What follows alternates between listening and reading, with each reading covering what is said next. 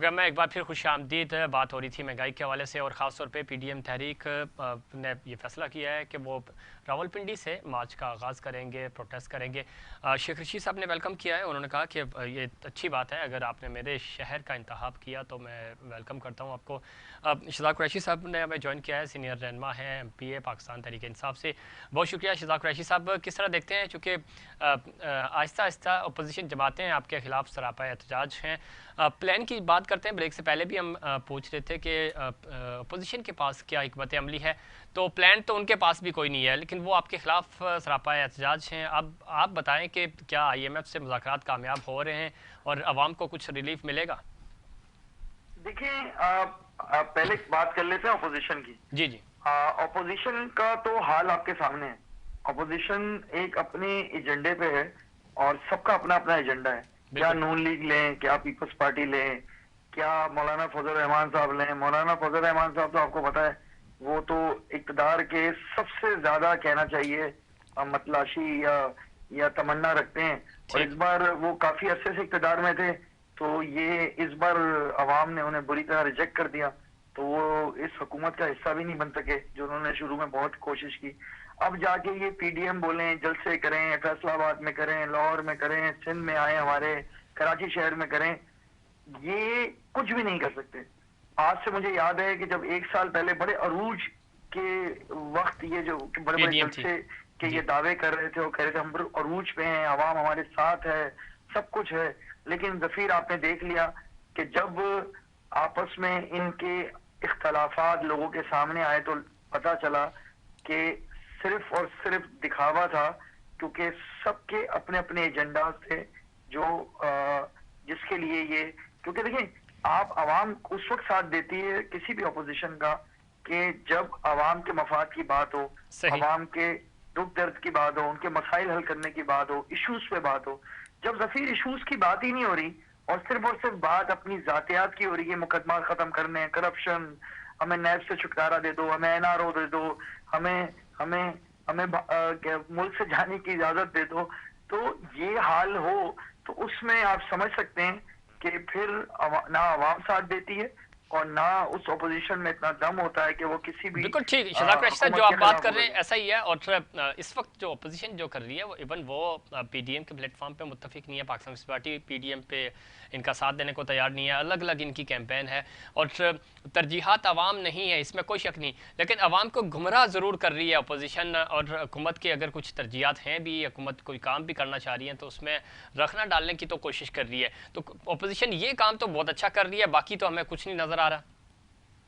देखिए एक चीज तो है, आप देखें, आप अपोजिशन में हो या इक़्तिदार में हो, हम इस मुल्क में रहने वाले बासी हैं, इस मुल्क से मोहब्बत रखते हैं, हमें ये पता है कि हमें कौन सी सियासत करनी है, कौन सी नहीं करनी है।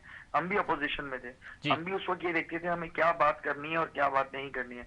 इस वक्त हाल ये है कि मुझे पता है कि आपसे मेरा एक सवाल है जफीर भाई। जी। कराची इतना बड़ा शहर है, कराची में प्राइस कंट्रोलिंग किसके हाथ में है?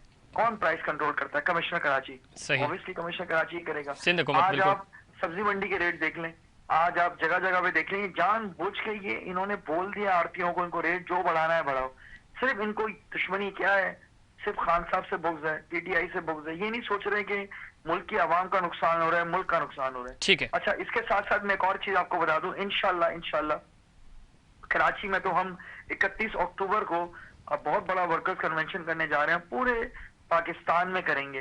तो आप वर्कर्स कन्वेंशन, मैं जलसे की बात नहीं कर रहा, और वो आने वाला वक्त बताएगा कि आवाम किसके साथ है। देखिए असल चीज ये होती है कि आप इंडिकेटर्स देखें कि किस तरीके से पूरी दुनिया के अंदर जो माशी सूरत हाल है वो किस हिसाब से तेज हुई है, खराब हुई है। और पेट्रोल की प्राइसेस आप पूरे ओवरऑल पूरे आप इंडो पाक में देख लें, बिल्कुल ऐसा ही है। कुरैशी साहब बिल्कुल ठीक है कह रहे हैं, देख लें। अच्छा, लोग आगे से एक और चीज है जफीर भाई, एक और चीज ऐड कर दो। लोग कहते हैं यार तो यहाँ ज़राए आमदनी तो ज्यादा नहीं है ना। अरे भाई, हमारे मुल्क में आपने ज़राए आमदनी छोड़ी क्या थी?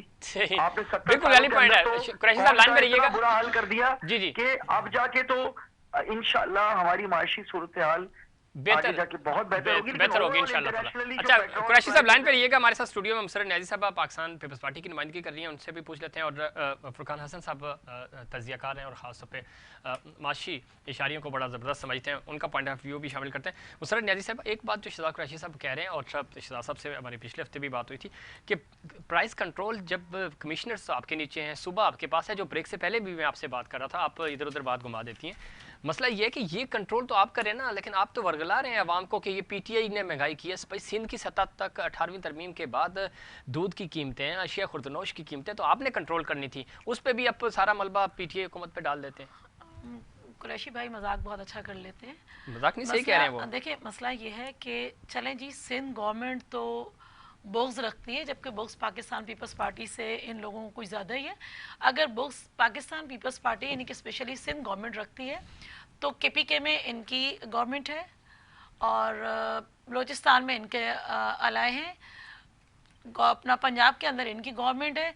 वहाँ तो इतनी चीज़ें सस्ती हैं कि मैं स्पेशल जो है ना, मैं स्पेशल कराची से मियाँ वाली गई थी पेट्रोल लेने, तो वो सस्ता लेने नहीं बिल्कुल करूंगी, वहाँ से आपने 14 साल में सूबे को क्या दिया वो बताएं। वो तमाम चीजें मैं वहाँ लेने गई थी, मैं वहाँ पे तमाम चीजें सस्ती लेने गई थी कि वो सस्ती चीजें मुझे मिल सके ताकि मैं यहाँ लोगों को बता सकूँ। आप सिंध वालों को सस्ती चीजें दे दें, छोड़ दें पंजाब को, पंजाब वालों का। बातें देखिए, बात दरअसल ये कि जब नाच ना आए तो आंगन टेढ़ा वाली बात है।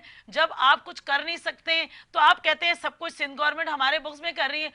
कुरैशी भाई मुझे ये बता दें कि इन 3 सालों में आवाम को जो रिलीफ दिया है वो बता दीजिए, जिसके लिए आपके हाथों को हथकड़ियां लगाई हुई थी। 14 सालों में आपने जो तबाहियां दी हैं वो क्या रिलीफ दे, छोड़ा ही कुछ नहीं आपका।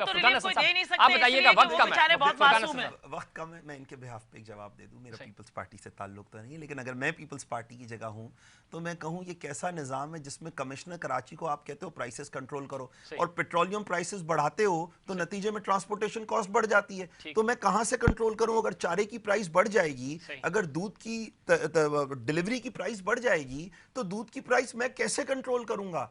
तो सूबाई हुकूमत चाहे भी क्यों आ रहा है कि वही दूध जो है वो एक डिस्ट्रिक्ट में प्रॉपर कीमतों में है, दूसरे डिस्ट्रिक्ट में हर जगह यही हाल है। आप मुझे बता दें, दूध कहीं भी 120 रुपए है ना, कमिश्नर तो एक ही है ना, 110, 20, 25 रुपए, 110 रुपए, 115 रुपए पंजाब में भी रेट है, ठीक है, और यहाँ भी तो अब ये बड़े शहरों में वही रेट है सेम जो कराची का है। मैं बताऊं, सेम कराची का रेट से कंट्रोल क्यों नहीं हो सकता रेट? क्योंकि विफाक जो है वो उस निजाम का पार्ट है जिसके तहत डीजल की प्राइस बढ़ा देती है। तो ये कैसे कंट्रोल करेंगे? मिसाल दे रहा हूं, जब डीजल की प्राइस बढ़ेगी तो चारे की प्राइस बढ़ेगी। भाई खाद की प्राइस सिंध गवर्नमेंट कैसे कंट्रोल करेगी?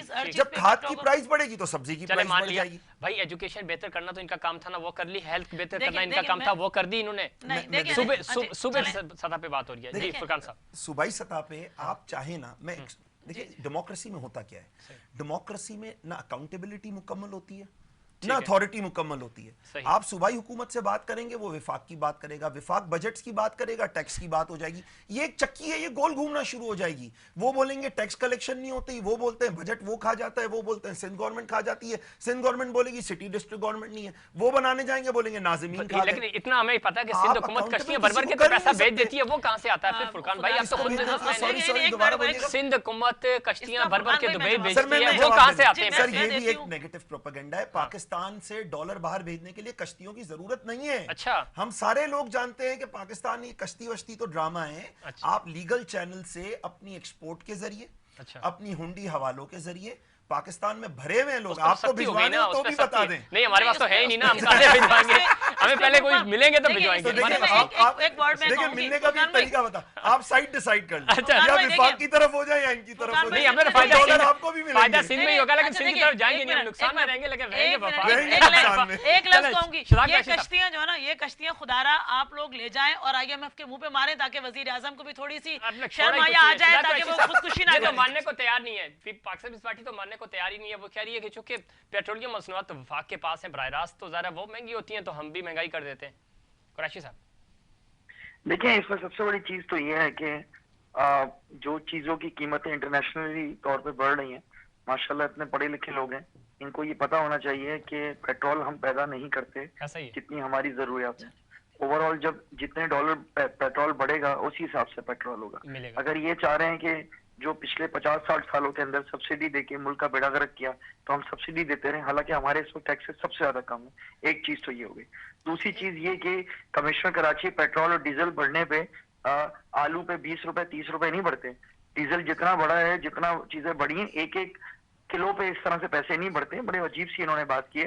पहले तो ये देखें कि मंडी में क्या रेट है, मंडी के बाद शहर में आके क्या रेट होता है, उसके बाद कमर्शियल कराची की सारा मवाजना करने के बाद एक रेट तय करता है। या तो बोल दे कि ये झूठे रेट तय कर रहे हैं, या तो ये बोल दे, क्योंकि डीजल की प्राइस हर रोज तो नहीं बढ़ रही ना। यहाँ तो हाल ये है कि रोज लिस्टें निकलती है, उसी हिसाब से ये लिस्टों पे रेट तय कर लें। प्रॉब्लम ये है कि प्रोग्राम का वक्त 18 तारीख के बाद सारे पैसे खाने भी हैं, करप्शन भी करनी है, सब कुछ करना है। कुरैशी साहब, सिंध से करप्शन का पैसा समंदर के जरिए बाहर जाता है या नहीं जाता? वक्त खत्म, आखिरी पॉइंट। सर मुझे ये नहीं पता समंदर के जरिए जाता है, कहाँ जाता है, पर दुबई, लंदन जाता है ना, कारनामों से भरा पड़ा हुआ है, भरा पड़ा हुआ है, कारनामों से भरा पड़ा हुआ है। बिल्कुल सही कह रहे हैं। बहुत शुक्रिया, बहुत शुक्रिया, बहुत शुक्रिया कुरैशी साहब, आपका बहुत शुक्रिया। जनाब फुरकान हसन साहब, आपका बहुत शुक्रिया। सर नियाज़ी साहब, आपका भी बहुत शुक्रिया। और सिंध हुकूमत, इसमें कोई शक नहीं, करप्शन के सबसे ज्यादा चार्जेस हैं वफाक वालों पे भी हैं, लेकिन प्रूफ हुए भी हैं, प्रूफ हुए भी हैं, और यही वजह है कि आपने जेलें काटी हैं। मुझे और इन साहब पाकिस्तान की पूरी टीम को दीजिए इजाजत। अल्लाह।